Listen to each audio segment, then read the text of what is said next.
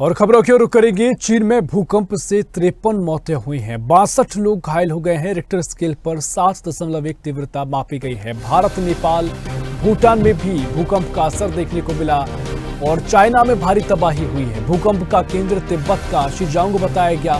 भारत में भूकंप से जान माल का कोई भी नुकसान नहीं हुआ है। अमूमन भारत में भूकंप के झटके इस तरीके से नहीं आते हैं कि यहाँ पर जान माल का नुकसान हो, लेकिन जो तस्वीरें सामने चाइना से आई हैं, चाइना में 53 लोगों की मौत हो गई है। और इसी खबर पर और भी चर्चा के लिए हमारे साथ भूविज्ञान प्रोफेसर अजय कुमार बयानी जी जुड़ गए हैं। अजय कुमार जी, बहुत स्वागत है आपका स्वदेश न्यूज में। और जिस तरीके से भूकंप के झटके महसूस किए गए हैं, भारत में, बिहार में कुछ जगह देखने को मिला, नेपाल, भूटान और चाइना में भूकंप के झटके महसूस किए गए। चाइना में सबसे ज्यादा क्षति पहुंची है, 53 लोगों की मौत की खबर सामने आई है। आप इस घटना को कैसे देख रहे हैं अजय कुमार जी?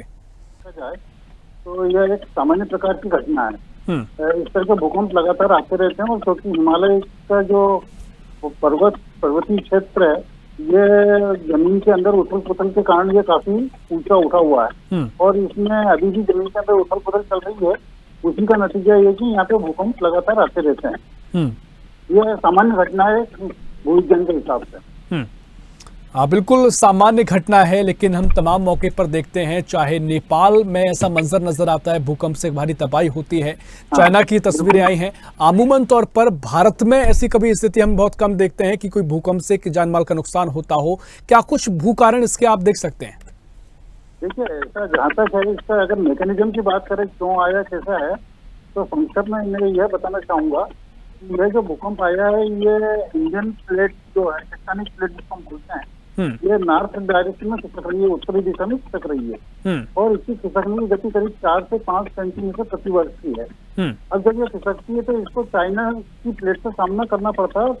चाइना की प्लेट के कारण क्या होता है कि ये सामान्य रूप से आगे नहीं बढ़ पाती है, ये जमीन के अंदर मुड़ती है। जब ये मुड़ती है तो निश्चित जमीन के अंदर जो संतुलन है वो स्थिति बिगड़ती है और संतुलन बिगड़ने पर इस तरह के भूकंप उत्पन्न होते हैं। तो ये संतुलन के बिगड़ने के कारण ये भूकंप उत्पन्न हुए हैं और ये जो प्रक्रिया है, ये करोड़ों साल से चल रही है और आगे भी कई करोड़ों साल तक चलती रहेगी, क्योंकि एक बार जो वैज्ञानिक सिस्टम इस्टेब्लिश हो जाता है वो इतनी जल्दी खत्म नहीं होता है। वो वापस में जब खत्म होता है तो उसको काफी लंबा कई करोड़ साल का टाइम लगता है। तो यह प्रक्रिया भी चलती रहेगी।